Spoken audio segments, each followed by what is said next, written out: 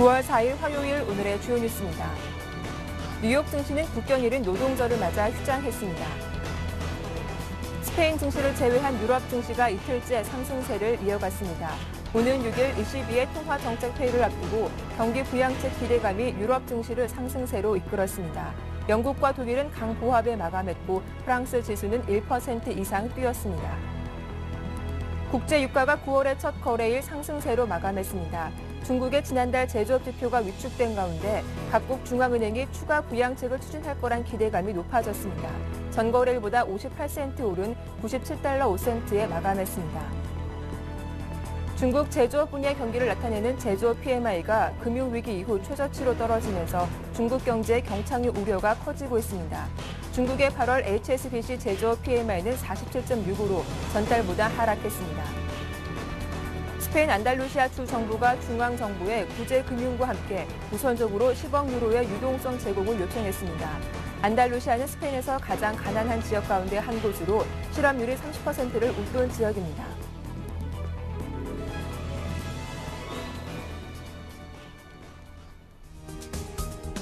안녕하세요. 굿모닝 대박 예감 박미라입니다. 간밤 뉴욕 증시는 노동절 연휴를 맞아 휴장한 가운데 유럽 증시는 스페인을 제외한 주요국 증시가 모두 상승세로 거래를 마쳤습니다. 어제 발표된 중국의 제조업 지수가 9개월 만에 최저 수준으로 내려갔고 또 유로존의 제조업 활동은 13개월 연속 위축된 것으로 나타났는데요. 각국 중앙은행이 경기 부양에 나설 거란 기대감이 지수를 위쪽으로 끌어올린 것으로 풀이가 됩니다. 부양에 대한 기대감도 있고 또 주요 이벤트를 확인하고 가자는 관망 심리도 팽배하게 맞설고 있는데요. 이런 가운데 스페인 지방정부 문제가 또다시 불거졌죠. 그리고 조금 전에는 무디스가 EU 등급 전망을 안정적에서 부정적으로 하향 조정하기도 했는데요. 이런 내용들 이어서 글로벌 핫이슈 시간에 집중적으로 분석해드리겠습니다. 글로벌 핫이슈 인덱스 투자전문의 이현민 본부장과 함께하겠습니다. 안녕하세요. 네, 안녕하십니까. 네, 스페인의 지방정부 부실 문제가 최근 들어서 자주 등장하고 있습니다. 지난 시간에는 카탈루냐 이야기를 해봤는데 이번에는 안달루시아가 중앙정부에 구제금융을 신청했다고요? 그렇습니다. 6일 만에 네. 다시 또 지방정부가 스페인 중앙정부에 긴급 구제금융을 신청한 수순인데요. 지난 8월 29일 카탈루냐주가 그 중앙정부에 50억 유로의 긴급 구제금융을 신청한 지 일주일이 채 지나지 않아서 안달루시아 주도 스페인 중앙정부에 선자금으로 10억 유로를 먼저 지원해달라고 요청이 나왔습니다. 안달루시아는 부채 규모가 주정부 420억 유로 정도에 현재 달하는 것으로 알려지고 있고요. 올해 만기 도래하는 지방 국채 부분이 약 50억 유로에 평가되는 것으로 현재 알려지고 있습니다. 이런 그 내용을 보면 현재 발렌시아나 무르시아주가 지난 7월 중순 이후에 스페인 중앙정부에 구제금융을 신청했고 그 다음에 카탈루냐주가 8월 말쯤에 주정부가 그 구제금융을 중앙정부에 신청한 지 또 일주일 만에 안달루시아 주도 별반 다르지 않은 현재 상황에 목도하고 있는데요. 안달루시아주는 스페인에서 가장 경제로 치면 열악한 경제 규모를 가지고 있습니다. 실업률도 30%에 달하는 등 경제 활력이 매우 낙후된 그런 흐름인데요. 현재 그 스페인 중앙정부가 구제금융의 내용을 검토하고 구제금융의 규모가 크지 않기 때문에 선지원하는 데는 크게 무리가 없을 것으로 파악을 할 수가 있겠습니다. 네, 사실 이번 주는 저희가 어제도 살펴봤듯이 중요한 유로존의 이벤트가 줄줄이 예정이 돼 있습니다. 그런 가운데 조금 전 10분 전이었죠. 무디스가 EU 신용등급 전망을 부정적으로 조정하기도 했는데요. 갑작스럽게 이런 이슈가 나온 이유는 무엇 때문일까요? 네, 유럽의 부채 위기 해결의 극복 방안 이런 부분이 속도를 내지 못하는 부분 때문에 무디스가 이런 점에서 기존의 신용등급, 유럽연합의 신용등급을 안정적에서 부정적으로 하향한 것으로 보입니다. 또한 간밤에 스페인 라오이 총리가 스페인 은행권의 구제금융을 기존 1,000억 유로를 신청한 흐름에서 추가로 더 1,000억 유로를 신청할 수도 있다라는 내용을 그 코멘트가 나왔습니다. 이런 내용도 무디스의 등급 조정에 영향을 좀 미칠 수 있는 기폭제가 되지 않았나라고 볼 수가 있겠습니다. 네, 이어서 또 프랑스 소식도 살펴봐야 할 것 같은데요. 프랑스 실업자가 300만 명을 돌파했다라는 소식도 들려왔습니다. 이런 가운데 올랑드 대통령이 집권 4개월 만에 이 거센 비판에 직면하게 됐는데 개혁에 대한 성과가 좀 지지부진하다 이런 비판을 피할 수 없을 것 같네요. 그렇습니다. 지난주인가요? 우리가 네. 이제 프랑스의 실업률 수치를 좀 말씀을 드리면서 누적 실업자 수가 300만 명을 넘어설 것이다라고 말씀을 드렸는데요. 이달 초에 프랑스 언론들은 현재 누적 실업자 수가 300만 명을 넘어서자 이를 헤드라인으로 다루는 등 매우 중요하게 이 기사를 취급을 하고 있습니다.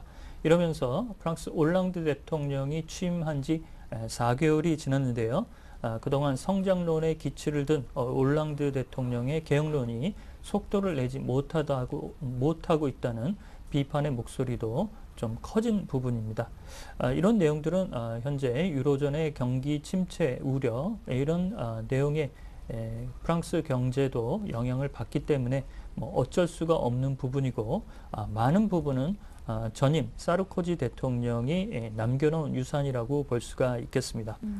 여론 조사를 통해서는 대통령 취임 초기에는 지지율이 60%까지도 올라갔었는데요. 최근 44%까지 좀 하락한 그런 흐름이고요. 최근 발표된 2분기 GDP 경제 성장률도 제로 수준에 머물면서 3분기 연속 현재 제로 수준에 머물고 있는 상태입니다. 또한 현재 그 까르푸나 사노피제약, 알칼텔 등 일부 대기업들이 구조조정을 현재 실시하는 부분을 결과적으로 정부가 잘 현재 조정을 하지 못하고 있다라는 비판에 현재 직면하고 있는데요. 특히 이제 기업들은 법인세 중과 방안 이런 부분에 불만이 많고 올랑드 대통령이 그 취임 초기에 그 부자들의 특히 고소득자의 소득세를 70%까지 올리겠다라는 부분이 이민자가 좀 나타나는 등 현재 국민들이 좀 버거워하는 정책이 속도를 못 낸다라고 볼 수가 있겠습니다. 따라서 올랑드 대통령은 현재 이런 그 내용을 극복할 수 있는 방안으로 자금난을 겪고 있는 일부 중소기업을 지원하기 위한 공영투자은행을 다음 주 중에 출범시킬 예정이고요. 네. 또한 15만 개의 청소년 일자리를 만들 수 있는 청사진을 마련하겠다라고 얘기를 하고 있습니다만 올랑드 대통령이 현재 어려운 국면에 놓여 있는 것은 어쩔 수 없다 이렇게 볼 수가 있겠습니다.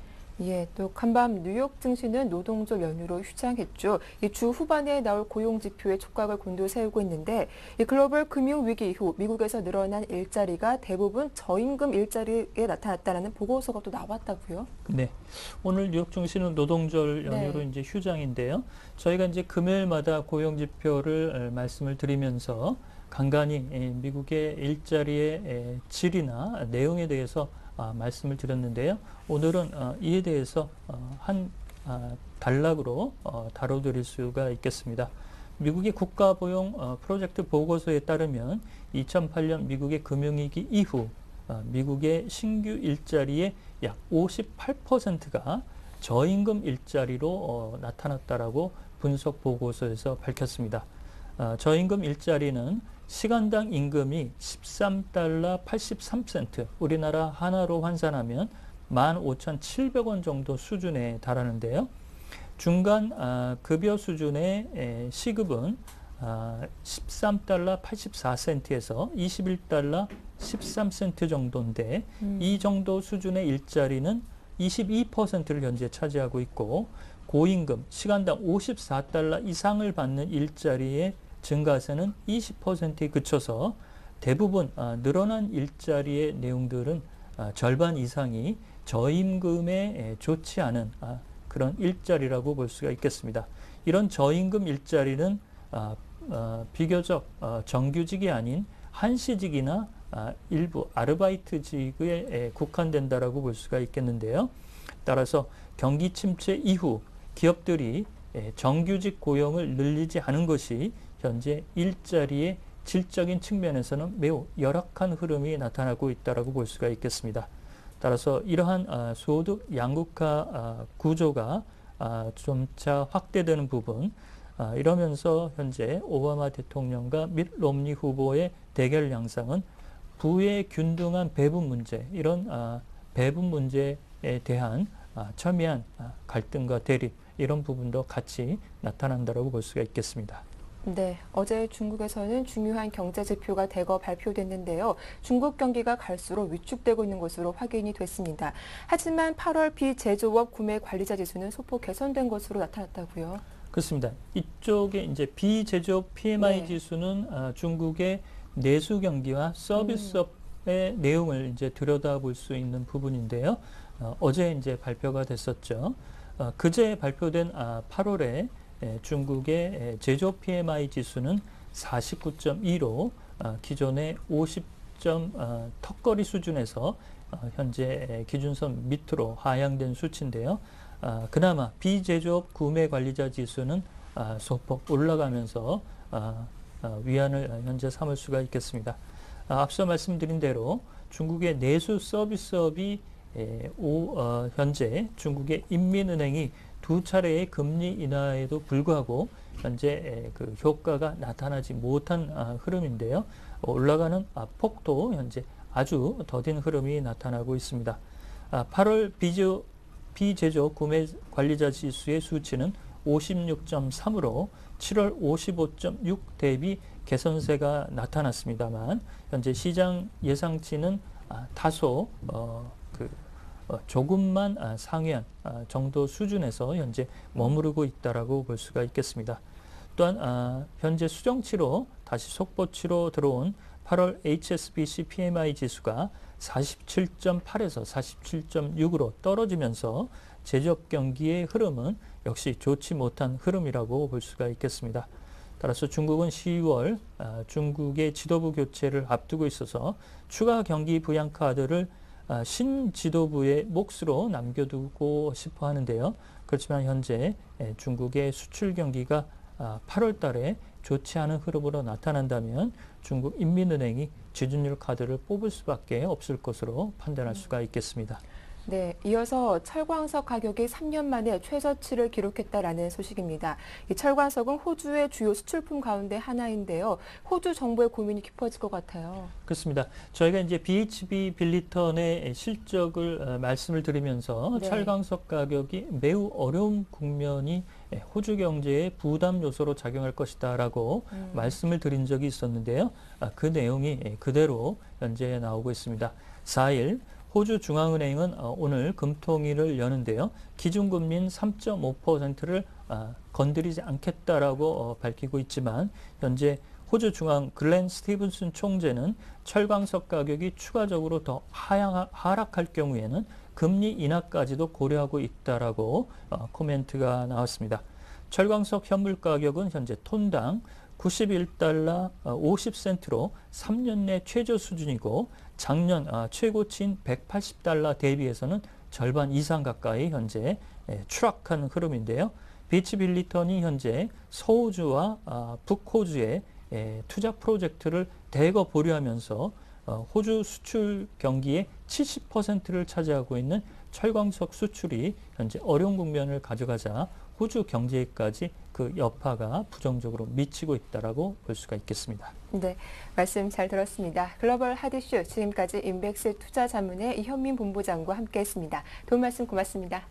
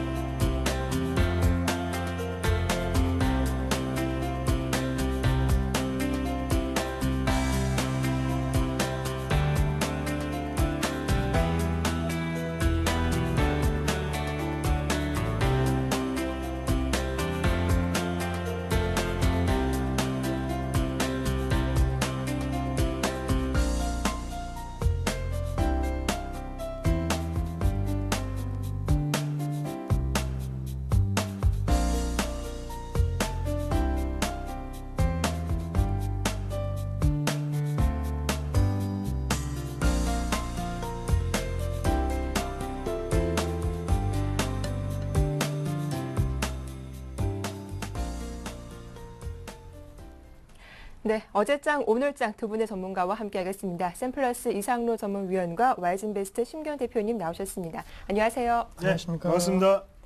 예, 글로벌 증시 마감부터 한번 살펴볼 텐데요. 간밤 뉴욕 증시는 노동절 연휴로 휴장했죠.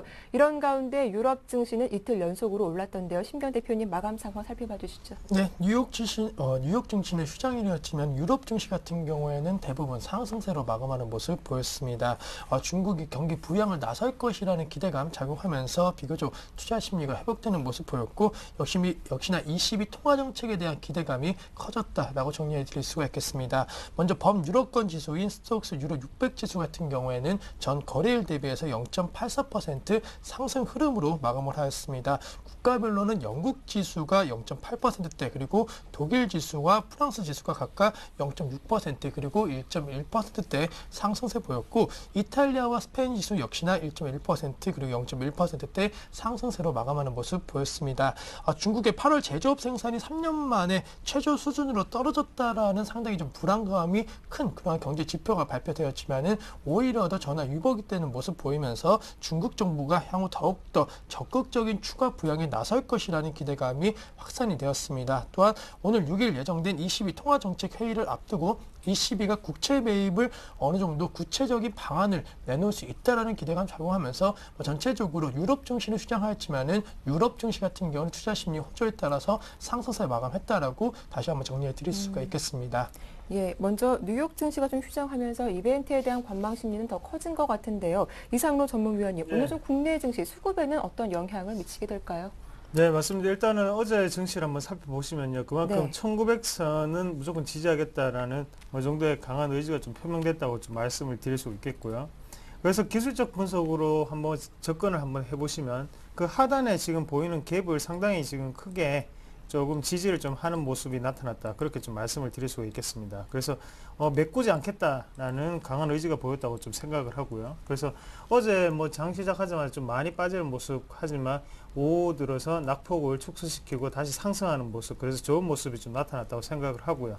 그래서 오늘 같은 경우에도 어느 정도의 추가적인 상승을 기대해 볼 만하다. 그렇게 좀 말씀을 드릴 수가 있겠고, 주봉상으로 한 번 더 확인을 해 보시더라도 지금은 21선 자체가 지금 내려가는 흐름인데요. 다시금 반등하고 올라갈 수 있는 그런 흐름이 나타날 수 있다. 그렇게 좀 말씀을 드리겠습니다. 그래서 안에 한번 내용을 한번 살펴보시면 일단은 시총 상위주에 지금 손바뀜 현상이 조금 나타나고 있다고 좀 말씀을 드리겠고요. 그래서 일단 IT 전기전자의 어느 정도의 물량 자체가 확보가 되어 있던 점 자체가 지금은 정유주라든지 아니면 에너지 관련주를 지금 조금씩 이동하는 게 아닌가, 그렇게 조금 살펴보실 필요가 있을 것 같습니다.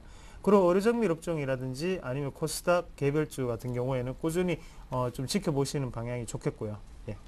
예, 어제 국내 증시 말씀하신 것처럼 1900포인트는 지지해줬지만 장 초반에는 프로그램 매물로 많이 흔들리는 모습이었습니다. 심경 대표님, 어제 코스피, 코스닥 흐름 정리해 주시죠. 네, 우선은 코스피와 코스피 양시장 모두 상승세로 마감하는 모습 보였습니다. 전체적으로 장 후반으로 갈수록 약간의 투자 심리가 살아나는 모습 보였는데, 먼저 코스피는 7.5포인트 0.4%대 상승세 마감하였습니다. 1912.71에서 코스피 마감하는 모습 보였고, 코스닥 같은 경우에는 4.1포인트 0.8% 역시나 상승한 512.45에서 마감하는 모습 보였기 때문에 전체적으로 중소형주 강세 흐름은 어제장에서도 이어졌다라고 정리해 드릴 수가 있겠고, 수급상으로 코스피 외국인이 660억 원대 매수 우위를 기록을 하였습니다. 반면에 개인과 기관은 매도세 보였고, 코스닥 같은 경우에도 외국인이 451억 원 매수 우위, 하지만은 개인과 기관의 매도 우위가 나타나면서 어제장 장 후반의 상승 흐름은 프로그램 매물이 줄어들고 그리고 외국인들의 매수세가 조금씩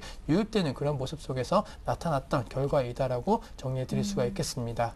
예, 그렇다면 이제 업종별 흐름도 정리를 해볼 텐데요. 시장이 계속 이렇게 좀 흘러가면서 경기 민감주는 연일 약세를 보여주는 것 같아요. 네, 우선은 대부분의 업종군들이 좀 네. 강세 흐름 보였지만 몇몇 소외된 업종들이 있습니다. 먼저 상승한 업종, 의료정밀 업종이 6%대 급등세 보이면서 최근에 정책 기대감과 실적 기대감 작용하면서 업종 상승률 최상위를 계속적으로 달리고 있다라고 정리해 드릴 수가 있겠고, 그밖에 음식료 업종이라든가 종이목재 그리고 화학 업종들도 상승세 마감하였습니다. 하지만은 삼성전자 하락에 따른 우려감으로 전기전자 업종이 어느 정도는 시장 대비 약세 흐름 보였고, 섬유의복 업종 마찬가지로 그리고 은행, 통신업종도 하락세로 마감하는 모습 보였습니다. 시총 상위 종목군들의 흐름 보신다라고 한다면은 삼성전자 1.2%대 하락세 보였고 포스코 0.8% 하락 그리고 신한지주가 0.7% 그리고 한국전력 0.4% KB금융이 0.2%대 하락세 마감하였습니다. 반면에 상승한 종목 같은 경우는 현대차가 0.4% 그리고 기아차가 2%대, 현대모비스 1.9%, LG화학이 1.3%대, SK이노베이션 2.7%, NHN이 0.1%대 그리고 S오일이 1.4%대 강세 흐름 보이면서 약세 업종과 시총 상위 종목군은 전기전자 업종 그리고 강세 업종과 시총 상위 종목군에 있어서는 자동차와 정유 업종이 눈에 띄었다라고 정리해 드릴 수가 있겠습니다. 네, 이 가운데 어제장에서 눈에 띄는 종목들을 한번 살펴보도록 할 텐데요. 뭐 삼성카드 이야기를 빼놓을 수 없을 것 같습니다. 상한가에 마감하면서 오랜만에 주가가 4만 원대로 회복하기도 했는데요. 자사주 매입 효과 좀 어떻게 반영하시는지요? 네, 맞습니다. 일단은 뭐 단기적인 흐름으로 네. 당연히 긍정적인 방향으로 바라봐야겠죠. 그리고 어제 LG U+ 같은 경우에도 자사주 매입 소각 소식이 있었습니다. 그래서 네. LG U+ 같은 경우에도 급등세를 좀 탔고요. 그래서 어느 정도는 주가에 긍정적인 영향을 미칠 수 있다. 그렇게 좀 말씀을 드리겠고요. 다만 문제가 되는 건 뭐냐면 뭐 일단 시청자분들도 많이들 아실 겁니다. 카드 회사 같은 경우에 어느 정도의 지금 수익성 악화 문제도 좀 있고요. 그래서 수수료 분쟁 차원에서는 어느 정도의 약간의 악영향이 좀 미쳤었죠. 그래서 하방에 있기 때문에 쉽게 올라갈 수 있는 지점이 되지 않았나 그렇게 조금 말씀을 드리고 싶고요. 그래서 지금 상태로는 추가적인 상승 가능성은 분명히 있다고 그렇게 말씀을 드릴게요. 그만큼 지금 변곡점 위치까지 좀 올라왔는 상태고, 그래서 대신에 4만 원을 지지해 준다면 좀 더 긍정적인 흐름으로 바라볼 수 있다. 그렇게 조금 결론을 내는 게 좋을 것 같습니다. 예. 예. 그리고 뭐 이어서 또 삼성전자를 또 같이 한번 또 말씀을 드리면요. 삼성전자 같은 경우에는 어제 또다시 뭐 갤럭시 S3까지도 어느 정도에 포함이 될 수 있다 그런 뉴스가 듣기면서 어느 정도 또 하락폭을 조금 나타내는 모습 나타냈는데요. 일단은 지금은 뉴스보다는 지금 우리나라 증시 안의 문제라고 조금 풀이를 해볼 수가 있을 것 같습니다. 그만큼 삼성전자가 일단은 시총에서 차지하는 비중이 상당히 높았죠. 그렇기 때문에 지금 삼성전자가 만약에 떨어진다고 하더라도 지금 같은 경우에는 그게 꼭 비단 나쁜 현상은 아니다. 그렇게 좀 말씀을 드릴게요. 그래서 일단 지금 우리나라 증시 같은 경우에는 어느 정도의 거래 금액 자체가 한정되어 있거든요. 그런 금액 자체가 지금은 어느 정도는 정유주라든지 아니면 에너지 민감주 아니면 다른 쪽으로 약간씩 이동하고 있다. 그렇게 조금 풀이를 해보시면 좀 좋을 것 같습니다. 그래서 지수 자체가 삼성전자가 떨어지더라도 지금은 계속적으로 방어되거나 아니면 올라가는 모습 나타내고 있다는 말이죠. 그만큼 어느 정도의 쏠림 현상이 완화되는 현상이 계속적으로 나타나 있다. 그렇게 좀 말씀을 드리고 싶고, 그리고 지금 삼성전자 같은 경우에는 뭐 밸류에이션적으로 접근하시더라도 괜찮은 구간입니다. 그만큼 네. 제가 그때 갑자기 뭐 일본의 그런 뉴스가 일본 법정에 대한 뉴스가 나오기 전까지는 조금 위험할 수도 있다고 말씀을 드렸었는데요. 하지만 지금 같은 경우에는 충분히 괜찮은 구간이지만 대신에 모든 주식이라는 게 하방에서 어느 정도의 경직성을 띄고 난 다음에 올라갈 수밖에 없다는 점을 꼭 유념하시길 바라겠습니다. 그래서 그런 점을 좀 생각을 하시고요. 그래서 너무 지금 시장 자체가 삼성전자가 내려가기 때문에 우리나라 증시가 잘못되는 거 아닌가라는 생각보다는요. 그만큼 다른 쪽으로 돈이 유입되고 있다. 그런 방향을 좀 살펴보시면 더욱더 좋겠다. 그렇게 말씀을 드리겠습니다. 네, 이어서 코스닥 쪽 상황도 살펴보겠습니다. 어제 코스닥 지수는 닷새 연속 오르면서 510포인트를 넘어서기도 했죠. 코스닥 쪽에서는 어느 업종이 강했는지 신변 대표님 분석해 주시죠. 네, 우선 코스닥 업종별 흐름 약간은 좀 엇갈린 양상 속에서 마감하였습니다. 하지만 네. 강세 업종 상당히 좀 눈에 띄는 그런 모습 보이는데, 먼저 디지털 콘텐츠 업종 4.2%대 상승 흐름 보이면서 코스닥 업종 가장 높은 상승률 기록을 하였습니다. 그 밖에 음식료, 담배 업종 등도 상승세를 보였고, 반대로 통신 서비스 업종은 1.4%대 하락, 그리고 제약, 종이 목재 업종도 반대로 하락세로 마감하는 모습 보였습니다. 코스닥 시총 상위 종목군들의 흐름 보신다라고 한다면은 역시나 약간 혼조 양상 속에서 급등과 급락이 조금은 엇갈린 양상 속에서 마감을 하였는데, 셀트리온은 1.6%대 하락세 보였습니다. 파라다이스 마찬가지로 1.5% 하락, 그리고 CJ ENM이 3.4% 하락, 인터플렉스가 2.6%대, 그리고 SK 브로드밴드 1.7%, CJN이 4.7%, 골프존이 0.5%대 하락세 마감하였습니다. 반면에 다음은 0.6% 상승, 그리고 CJ 오쇼핑 2.3%대 상승, SM이 6%대 넘는 넘는 급등, 위메이드 역시나 3.8%, 포스코 캠텍 3.3%대, 그리고 성우 하이텍이 5.9%대 강세 흐름 보이면서 다시 한번 시총 상위 종목군 중에서 엔터 관련주들에 대해서 상당히 투자 심리가 호조되는 그런 모습 보였다는 거, 코스닥 시총 상위 종목군 중에서 특징적이었다라고 정리해 드릴 수가 있겠습니다. 예, 어제 코스닥 시총 상위주로 보니까 엔터 관련주가 급등하는 모습을 찾아볼 수 있었는데요. 이 가운데 좀 어떤 종목 살펴보는 게 좋을까요? 예, 맞습니다. 일단은 SM이나 이런 엔터 관련주는 어제 말씀을 좀 한번 드렸고요. 그렇기 때문에 추세적으로 꾸준히 상승할 수 있다고 말씀을 드렸고, 그리고 지금 같은 경우 어제 시장 이슈가 됐던 거는 네오위즈를 조금 말씀을 드리겠습니다. 그래서 네오위즈하고 네오위즈 인터넷, 네오위즈 게임즈 같이 이 세 가지 관련주가 모두 다 큰 폭의 상승세를 이루어냈는데요. 그만큼 지금은 어느 정도의 음원 수입에 대한 기대감, 그리고 게임 출시에 대한 기대감, 그리고 마지막으로는 저점 매수세, 그렇게 좀 분석을 해볼 필요가 있을 것 같습니다. 그만큼 지금은 네오위즈 관련주 같은 경우에는 어느 정도의 실질적인 부분이 뒷받침되어서 올라가는 게 아니고요. 지금 일단 기대감이 어느 정도의 자리를 잡고 있다, 그렇게 말씀을 드릴 수가 있겠고, 그래서 그런 부분 자체가 네오위즈 인터넷에서 강하게 나타났다고 좀 말씀을 드릴게요. 네오위즈 인터넷 같은 경우에는 주가 추이를 같이 한번 살펴보시면요. 일단은 외국인과 기관의 어느 정도 물량 자체가 15,000원에서 14,000원 부근에 좀 밀집이 되어 있었습니다. 그만큼 어느 정도의 밀집이 되어 있고, 어느 정도 다시 한 번 더 올라가는 흐름이 나와야지 여기에 있는 물량 자체를 조금 줄일 수 있겠죠. 그런 흐름이 좀 나타나기 위해서는 올라와야 되는데, 그만큼 어제 같은 경우에도 15,000원을 찍고 내려왔단 말이죠. 그만큼 지금은 아직까지 하방으로 내리는 압력이 상당히 강하다. 이 저항선이 상당히 강하게 작용을 한다고 말씀을 드릴 수가 있겠고요. 그리고 네오위즈 같은 경우에는 아직까지 상단을 보시면요. 상단 자체가 상당히 위에 잡혀 있습니다. 그만큼 아직까지는 쉽게 올라갈 수 있는 흐름이 연출되고 있는 거고, 그만큼 네오위즈 게임즈 같은 경우에도 쉽게 올라갈 수 있는 흐름이 나왔다, 그렇게 보시는 게 좋겠고요. 그래서 네오위즈 인터넷이 실적이 안 나와서 어제 갑자기 장중에 또다시 내려가는 흐름이 나타났다가 아니고요. 지금은 그냥 저점 매수세가 쉽게 올릴 수 있는 구간에 지금 네오위즈나 아니면 네오위즈 게임즈가 분포되어 있다, 그렇게 조금 해석을 해보시면 좋겠다, 그렇게 말씀을 드리겠습니다. 네, 알겠습니다. 이어서 매매 동향도 확인해 볼 텐데요. 어제 코스피 쪽에서 외국인과 기관들 어떤 종목들 사고 팔았는지 신경 대표님 정리해 주시죠. 네, 우선은 외국인과 기관 순매수 상위 종목군들 보신다라고 한다면 외국인 기아차에 대해서 220억 원 매수 우위를 보였습니다. 그 밖에 현대해상과 제일보직, 현대차, 그리고 현대모비스에 대해서 매수세 보이면서 외국인 전차군단 중에서 자동차 업종에 약간은 집중 매수하는 모습 보여줬다라고 정리해 드릴 수가 있겠고,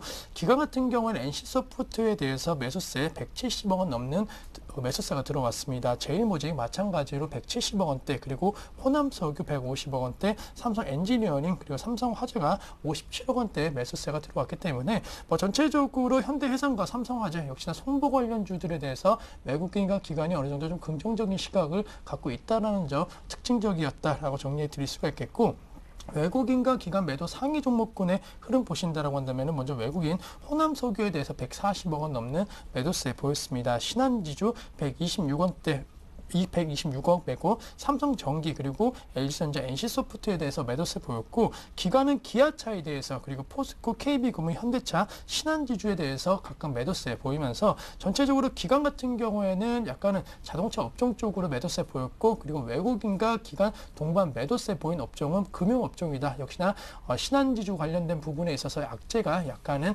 계속적으로 투자 심리를 불안하게 만드는 그런 요인으로 작용했다라는 점, 외국인과 기관 동반 매도세 금융업종 포함되어 있다는 거 꼭 기억을 하자라고 말씀드리도록 하겠습니다. 네, 어제 외국인은 자동차 업종을 주로 매수한 반면 기관 쪽에서는 이런 자동차 업종 그리고 금융주를 매도했다라는 점 시청자분들 투자 전략 세우시는데 참고해 보시면 좋겠습니다. 이어서 이상론 전문위원님, 어제 코스닥 쪽 매매 동향은 어땠는지 살펴봐 주세요. 네, 알겠습니다. 외국인 매수 상위 종목을 한번 먼저 살펴보시면요. 일단 SM, 그리고 위메이드, 컴투스, 그리고 파트론, 코오롱 생명과학이 있겠고요. 그리고 기관 같은 경우에는 CJ홈쇼핑, 그리고 에스텍파마, 그리고 바이오랜드, 다음 성화이텍 같은 종목군이 있는데, 일단은 지금 엔터주의 사랑은 외국인 그리고 기관 할 것 없이 계속적으로 나타나고 있다, 그렇게 좀 말씀을 드릴 수 있겠습니다. 그래서 지금은 2분기 실적을 한번 보시면요, SN 같은 경우에는 은행 실적을 기록한 반면에 대신에 YG 엔터테인먼트 같은 경우에는 어느 정도의 어닝 실적이 아니었죠. 그냥 시장의 기대치에 어느 정도 전년 동기 대비 비슷한 실적을 나타냈는데요. 그만큼 그런 면 자체가 지금은 YG 엔터테인먼트 같은 경우에 3분기에 대한 기대감이 어느 정도 자리를 잡고 있는 상태고, 대신 SM 같은 경우에는 기반을 탄탄히 다시고 난 다음에 올라가는 상황이다. 그렇게 조금 분석을 해볼 수가 있겠는데, 그래서 그런 부분을 조금 착안을 하시고, 지금은 제가 볼 때는 SM이 YG 엔터테인먼트보다는 조금 더 강한 흐름이 나타나지 않겠나, 그렇게 조금 말씀을 드리고 싶고요.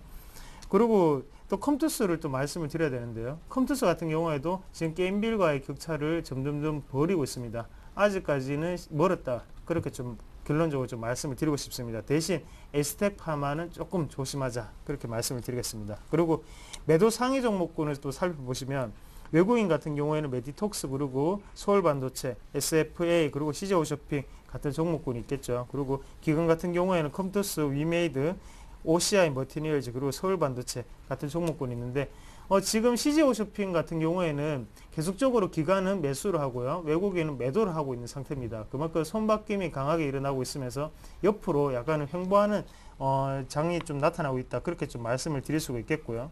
대신에 여기서 끝나는 흐름이 아니다. 그렇게 좀 단정지어서 말씀을 드리겠습니다. 그만큼 갭 자체가 상당히 컸기 때문에 갭 자체를 다는 못 메꾸더라도 반 이상은 가야 되거든요. 그래서 지금 같은 경우에는 조금 더 홀딩하는 전략이 조금 필요하지 않겠나, 그렇게 조금 말씀을 드릴 수가 있겠습니다. 그래서 유통주가 요즘 들어서 모습이 상당히 좋습니다. 네. 그만큼 기관이 어느 정도의 저점 매수세가 계속적으로 들어오고 있다는 점을 꼭 착안을 하시고, 지금 일단은 우리나라 증시 자체가 어느 정도의 삼성전자의 하락폭 자체를 만회를 하려면 다른 종목군들이 상당히 잘 가져야 됩니다. 그 중에서도 어느 정도 하단에 있던 종목군들이 올라가줘야 되기 때문에 유통주 같은 경우에도 어느 정도 지금 가지고 계신 분들 같은 경우에는요, 기관의 수급이 어느 정도 받쳐주는 종목 같은 경우에는 홀딩하는 전략이 좀 필요하다. 그렇게 말씀을 드리겠습니다. 네, 말씀 잘 들었습니다. 지금까지 샘플러스 이상로 전문위원과 YG인베스트 심기현 대표와 함께했습니다. 두 분 모두 수고 많으셨습니다. 고맙습니다. 감사합니다. 네, 고맙습니다.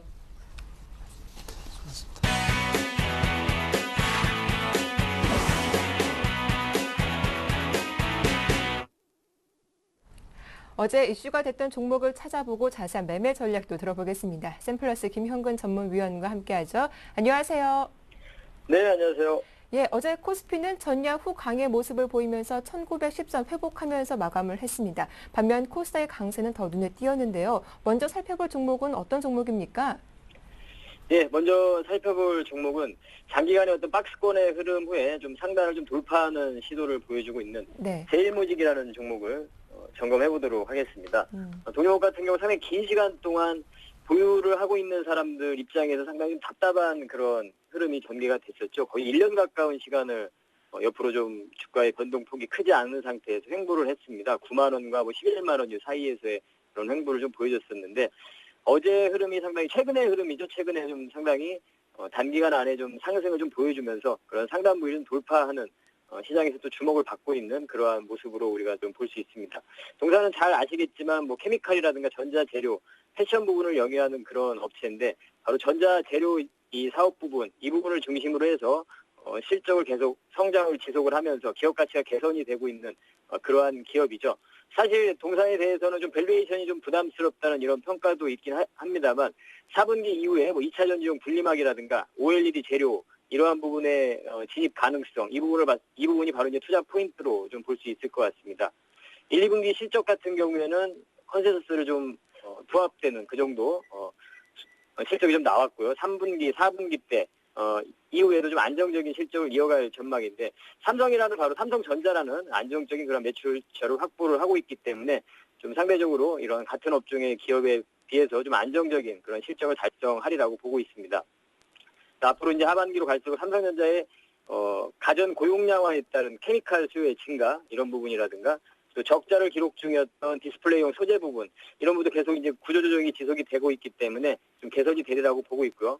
그리고 반도체 재료 부분, 이 부분이 바로 이제 높은 수익성을 좀 보여주고 있습니다. 이 부분에서 좀 기대를 해볼 수 있을 것 같고, 그런 원래 이제 우리가 알고 있는 그런 섬유 의복 쪽, 이쪽으로 패션 쪽으로 봤을 때는 신규 브랜드, A-세컨드나 이런 신규 브랜드를 통해서 외형 확대를 하고 있는 그러한 상태입니다. 그래서 현재 지금 주가 흐름이 상당히 좋은 흐름이 나타나고 있는데, 아까도 말씀드렸지만 가장 이제 주목되는 부분은 바로 3분기 이후에 AM OLED 이 부분의 이제 재료 공급, 이 부분에서 조금 앞으로의 그 신규 사업에 충분한 성과를 좀 보여준다면 주가는 좀 한 단계 레벨업 될 수 있다. 이렇게 좀 판단이 듭니다. 그러한 과정에 지금 구간에 있다. 이런 판단을 좀 해볼 수 있을 것 같습니다. 차트를 좀 한번 보면서 매매 전략을 좀 말씀드리면 동사 같은 게 주봉으로 좀 보면 더 눈에 띄게 확 들어오는데요. 거의 한 1년 가까운 시간, 11개월 정도의 시간을 옆으로 계속 횡보를 했죠. 9만 원과 10만 원 조금 넘는 가격선 안에서 상당히 횡보를 하는 그러한 모습이었었는데 이제 그 부분을 좀 돌파하는 그런 시도를 하고 있는 모습입니다. 그리고 그 기술적인 지표상으로 봤을 때도 MACD가 명선을 돌파하는 그러한 타이밍에 좀 와 있는 상태이기도 하고요. 다시 일봉을 좀 보도록 하겠습니다. 일봉을 좀 보면 이평선이 지금 모든 이평선이 좀 수렴된 구간이죠. 이평선이 수렴된 이후에 그 부분이 좀 발산이 되는, 좀 확장이 되는 이러한 초기 과정으로 좀 판단을 할 수 있을 것 같습니다. 그리고 가장 중요한 부분은 사실 외국인의 이러한 지속적인 수급, 그리고 최근에 그 이후에 다시 붙게 되는 기관들의 따라 붙게 되는 이러한 수급들을 봤을 때 충분히 현재 단기간 안에 많이 좀 상승을 했습니다만 추가적인 상승, 좀 중장기적인 관점에서 좀 접근이 가능하지 않나 이렇게 판단이 듭니다. 매매 전략을 좀 말씀드리면 매수가 같은 경우는 10만 4천 원에서 10만 7천 원, 목표가는 12만 원, 소저가는 9만 5천 원 제시해드리도록 하겠습니다. 수급도 양호하고 중장기적으로 한번 전략해볼 수 있는 종목이었죠. 제일모직 대응 전략 잘 들어봤습니다. 다음 살펴볼 종목은 어떤 종목입니까? 예, 다음 살펴볼 종목은 2012년도가 바로 턴어라운드의 원년이 될 것이다. 이러한 전망으로 최근에 좋은 주가의 흐름이 나타나고 있는 인터파크라는 네. 종목을 점검해 보도록 하겠습니다. 동사 같은 경우는 쇼핑몰 업체인 인터파크 INT라든가 인터파크 패션을 보유하고 있는 그러한 업체죠. 작년 12월에 아이마켓 코리아 지분을 37% 취득을 하게 됐죠. 그래서 앞으로 이러한 또 시너지 이런 부분이 좀 기대가 되고 있는데요. 이런 지금 현재 사업적인 부분을 좀 살펴보자면 인터파크 INT 같은 경우에는 크게 쇼핑이라든가 도서, 엔터, 투어 이러한 사업 부분으로 좀 구성이 돼 있는데요. 엔터와 투어 쪽에서 지금 성장이 지속이 되면서 사실상 쇼핑이나 도서 쪽에서는 좀 약간의 역성장을 좀 보여주고 있습니다. 이러한 부분을 좀 보완을 하고 있는 상태죠. 그래서 영업이익도 계속 개선을 시켜주고 있는, 즉 엔터와 투어 부분에서 성장이 상당히 좀 큰 폭으로 성장을 하고 있다. 이렇게 판단을 할 수가 있겠죠. 그리고 아까 말씀드린 IMK, 아이마켓 코리아 이 지분 인수를 통해서 지금 기업 가치의 상승 부분을 좀 우리가 기대를 할 수 있는데요. 현재 지금 B2C 사업에서 B2B 사업 이런 부분을 본격적으로 좀 진출을 하고 있는 상태죠. 그리고 아이마켓 코리아 인수 후에도 예전에 좀 우려가 됐던 부분인데 5년간 10조 원 규모의 판매 보장을 이미 삼성전자와 좀 맺은 상태죠. 그런 판매 보장을 해놓은 상태이기 때문에 안정적인 좀 성장을 또 기대를 해볼 수가 있을 것 같습니다. 이러한 부분을 좀 고려했을 때 지난해 사실은 좀 계속해서 실적이 좋지 못하고 이런 흐름이었지만 올해 영업이익도 좀 흑자로 전환이 예상이 되고 있고 앞으로 더 성장을 좀 기대를 해볼 수 있을 것 같습니다. 현재 상태에서 사실 PR이나 PBR을 봤을 때는 그렇게 사실 저평가로는 볼 수 없는 상태입니다. 여타 인터넷 포털 업체라든가 전자상거래 업체 대비해서 약간은 좀 높다고도 볼 수 있는 상태인데요. PR이 지금 24배 정도 되고 PBR이 한 1.05배 정도 되는데 하지만 앞으로 이제 실적 턴어라운드라든가 아이마켓 코리아 자회사 편입 효과 이러한 중장기 성장 모멘텀을 감안한다면 다시 한번 좀 기업 가치를 좀 재평가해봐야 되는 그러한 시기가 아닌가 이러한 판단이 듭니다. 이르면 지금 9월 달에 인터파크 투어 상품, 즉 B2B 판매가 좀 시작이 될 예정인데요. 주요 고객은 이제 아이마켓 코리아의 그런 기업의 그 대상 고객들, 이부 기업들을 상대로 될 것 같고요. 그리고 지난해 8월 달이었죠. 그 가구 브랜드 에스처라는 이 부분을 인터파크 쇼핑몰에 런칭한 이후 이러한 이제 두 번째 합작품이라고 봐야 되겠죠. 아이마켓 코리아를 인수한 후에 아이마켓 코리아와 인터파크의 이런 합작품 이런 부분들 계속 시너지, 즉 인수 이후에 앞으로 시너지 창출에 계속 힘을 쓰고 있다는 이런 부분을 우리가 좀 주목을 할 수 있을 것 같습니다. 그래서 현재 상태에서 아이마켓 코리아 지분 가치만 고려했을 때도 3,400억 원이 좀 넘는 상태인데 지금 현재 시총이 한 3,700억 정도 되죠. 그래서 충분히 현재 상태에서 기업의 가치를 좀 다시 한번 우리가 재조명해봐야 되는 시기가 아닌가 이런 판단이 듭니다. 차트를 보시면서 매매 전략을 좀 말씀드리겠습니다. 매수가 같은 경우에는 6,150원에서 6,200원 제시해드리고요. 목표가는 7,500원, 손절가는 5,700원 제시해드리도록 하겠습니다. 인터파크 대응 전략 잘 들었습니다. 도움 말씀 고맙습니다. 예, 감사합니다. 지금까지 샘플러스 김현권 전문위원과 함께했습니다.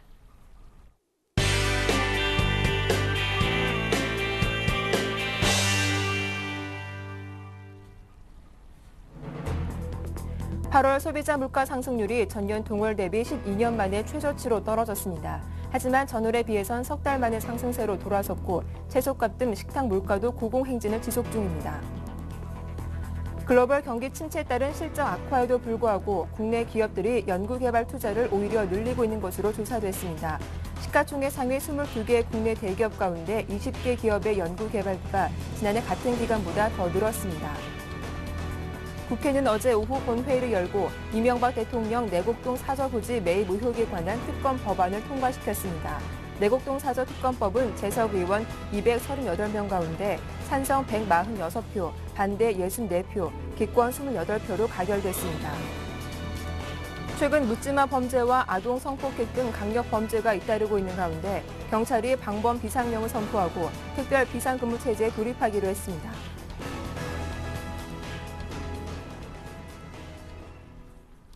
네, 이슈앤 이슈 오늘 순서는 서울경제신문 증권부의 김종선 기자와 함께하겠습니다. 안녕하세요. 안녕하세요. 네, 소비자 물가가 12년 만에 최저 수준으로 떨어졌는데요. 그런데 소비자들이 느끼는 체감 물가와는 거리가 있는 것 같습니다. 통계청이 발표한 소비자 물가 동향 자세하게 전해주시죠. 네. 통계청이 지난 8월 소비자 물가 동향을 보면 지난달 소비자 물가 상승률은 전년 동월 대비 1.2%로 지난 2000년 5월 이후 12년 3개월 만에 최저 수준을 기록했습니다. 지표만 봤을 때는 지난달 1.5% 물가가 상승한 뒤 이어 두 달 연속 1%대를 유지하며 안정세에 접어든 모습인데요. 그러나 서민들에게는 이 같은 물가 지표가 허구로 느껴지는 상황입니다. 지난해 같은 기간 물가가 높은 수준을 유지했다면 올해는 자연스럽게 물가가 떨어진 것처럼 보이는 현상이 나타나고 있는데요. 실제 지난해에는 고유가와 집중호우, 전세 대란 등의 여파로 1년 내내 물가가 고공행진을 기록했습니다. 특히 비교 시기인 지난해 8월에는 소비자 물가 상승률이 4.7%로 연중 최고치를 기록했습니다. 이 같은 기저효과를 감안하면 물가가 12년 3개월 만에 최저 수준으로 떨어졌다는 말은 액면 그대로 받아들이기가 어려운 상황입니다. 당장 이번 물가 지표를 봐도 농산물, 석유류, 가공식품 등 서민들의 실생활과 밀접한 품목의 가격은 줄줄이 올랐습니다. 생활 물가 지수는 식품 중심의 상승세에 따라 전월보다 0.7% 뛰었는데요. 채소, 과일, 신선식품 지수는 4.6% 상승했고 농산물, 석유류, 전기, 수도, 가스 등도 전달에 비해 상승했습니다. 문제는 추석을 앞두고 이들 품목의 가격이 다시 한번 치솟을 가능성이 있다는 점입니다. 태풍 볼라벤과 댐빈의 영향으로 전복 등 양식 어패류가 폐사하고 강풍에 과일이 떨어진 점을 고려하면 추석 성수품의 가격이 급등할 수 있는데요. 가공식품과 석유 제품 등도 국제 곡물 가격과 국제유가 상승분이 본격적으로 반영되는 이달부터 추가로 상승할 여지가 높은 상황입니다. 네. 글로벌 경기 침체에 따른 실적 악화에도 불구하고 국내 기업들이 연구개발 투자를 오히려 늘리고 있다는 것으로 조사가 됐다고 하죠. 네, 그렇습니다. 서울경제신문이 시가총액 상위 22개 국내 대기업의 반기보고서를 분석한 결과 20개 기업의 상반기 R&D 투자가 지난해 같은 기간보다 비슷하거나 오히려 늘어난 것으로 나타났습니다. 기업별로는 삼성전자의 R&D 투자가 가장 많았는데요. R&D 투자는 5조 7,798억 원으로 지난해 같은 기간보다 15.9% 늘어났습니다. 이는 상반기 삼성전자 매출액의 6.2%에 해당하는 규모인데요. 삼성전자의 뒤를 이어서 LG전자가 지난해보다 1.20% 늘어난 1조 3,511억 원이었고 LG 디스플레이는 지난해와 비슷한 6,682억 원을 R&D에 투자했습니다. R&D 투자 증가율로는 KT가 가장 높았습니다. KT는 차세대 이동기술인 LTE를 중심으로 2,067억 원을 집행해 지난해 상반기보다 66.8%나 늘렸습니다. 삼성 SDI와 두산중공업 등도 50% 안팎의 R&D 투자 증가율을 보였습니다. 그 밖에 현대차와 기아차, 현대모비스 등 현대차 3인방은 현대차 3인방은 물론 상반기 실적이 크게 나빠진 LG화학과 SK하이닉스 등도 R&D 투자를 대폭 늘렸습니다. 이처럼 국내 기업들이 글로벌 경기 침체로 수익성이 나빠진 가운데서도 R&D 투자를 크게 늘리는 것은 불황 때 연구 개발을 통해 새로운 먹거리를 확보함으로써 업황이 회복세로 돌아설 경우 시장의 주도권을 잡기 위한 포석으로 풀이됩니다. 네. 어제 19대 국회 첫 정기국회가 열렸는데요. 본회의에서 이명박 대통령의 내곡동 사저 부입 매입 의혹에 관한 특검법을 통과시켰군요. 네. 국회는 어제 오후 본회의를 열고 이명박 대통령 내곡동 사저부지 매입 의혹에 관한 특별특검법을 통과시켰습니다. 내곡동 사저특검법은 재석 의원 238명 가운데 찬성 146표, 반대 64표, 기권 28표로 가결됐습니다. 특검법은 특검의 수사 대상으로 이명박 정부의 내곡동 사저부지 매입과 관련된 배임, 부동산 실권자 명의 등기법 위반 의혹, 그리고 수사 과정에서 의혹과 관련돼 인지된 사항 등으로 적시하고 있습니다. 새누리당이 주장해온 전직 대통령 사저 관련 의혹은 수사 대상에서 제외됐는데요. 또 특별검사는 민주통합당이 10년 이상 판사, 검사, 변호사직에 있던 변호사 중에 2명의 후보자를 대통령에게 서면으로 추천, 대통령이 3일 이내에 이 가운데 1명을 임명하도록 했습니다. 이에 앞서 여야는 이 같은 내용의 특검법안에 합의했지만 새누리당 간사인 권성동 의원 등 일부 여당 법사위원들이 민주당의 특검 추천 조항에 대해 위헌 논란을 제기하면서 극심한 진통을 겪기도 했는데요. 새누리당 박근혜 대선 후보는 특검법안 표결에 앞서 본회의장을 떠나 표결에 불참했습니다. 네, 최근 잇따라 발생하는 묻지마 범죄와 또 성폭력 사건 등 강력 범죄를 예방하기 위한 이 조치가 마련됐다고 하죠. 어떤 내용입니까? 네, 경찰청은 어제 성폭력, 강력범죄 총력 대응을 위한 종합대책을 확정해 발표했는데요. 우선 방범 비상령에 따라 오늘부터 한 달 동안 동원 가능한 모든 인력과 장비가 성폭력 범죄 예방 등 민생 치안 활동에 투입됩니다. 이를 위해 경찰은 기동대 등 경비부서 경찰력뿐 아니라 내근자도 최대로 동원하기로 했는데요. 아울러 범죄 예방을 위해 흉기 등의 위험물 소지, 의심자에 대해서는 적극적인 불신 검문을 실시하기로 했습니다. 다만 불신 검문 시 법 절차를 준수해 인권 침해가 발생하지 않도록 할 예정입니다. 네, 말씀 잘 들었습니다. 이슈앤 이슈 지금까지 서울경제신문 증권부의 김종선 기자와 함께했습니다. 수고 많으셨습니다. 네, 굿모닝 대박 예감 1부 순서는 여기서 마치겠습니다. 저희는 잠시 후 2부로 다시 인사드릴게요. 함께해 주셔서 고맙습니다.